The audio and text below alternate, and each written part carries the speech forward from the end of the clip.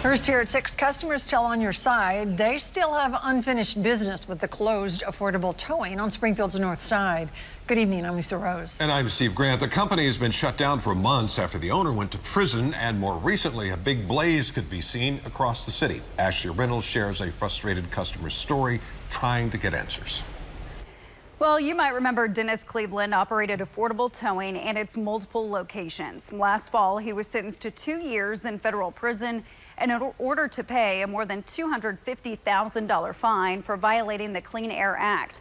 Well, besides operating about 40 tow trucks, he also sold cars. Several of those customers are in limbo, saying they need paperwork.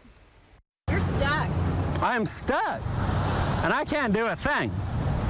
So naturally, I reach out to KY3 On Your Side. Jared Deed says 2 years ago, he bought a 2007 Chevy Tahoe here for $9,000. When he got hit with the feds, that was like 2 months before that. I had came to this office, and I paid over $3,000 that day to pay the entire vehicle off. He needs a copy of the lien release. As you can see, I cannot call them or go to them to say, hey, I need a copy of a lien release. He already traded the Tahoe for this ride with a friend. He says he hasn't gotten anywhere with the DMV. The DMV, they will not do anything either because obviously the burden falls upon the person purchasing the vehicle. I'm tired of going to their office when I should not have to go to their office.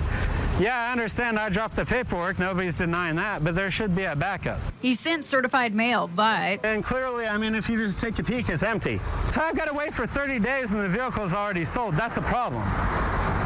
On Your Side did some digging and found customers in similar situations have filed lawsuits against affordable towing. This customer won. Affordable towing was a no-show, but look, in June, the judge ordered the Missouri Department of Revenue to remove the lien from affordable towing on the title. I reached out to this customer and she told me everything worked out. Here's a pending case in Greene County. A customer is asking for a free and clear title. Affordable has not filed a response. A judge will decide next month. The one who bought the vehicle has to pay for the lawsuit.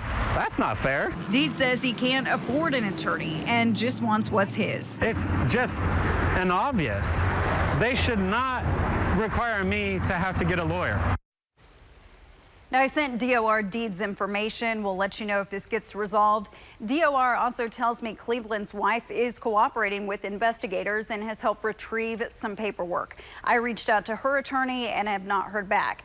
And by the way, the case we mentioned in the story where the customer got the judgment in favor, well, was filed pro se, meaning the customer did not have an attorney and did all the legwork to get the documents they needed.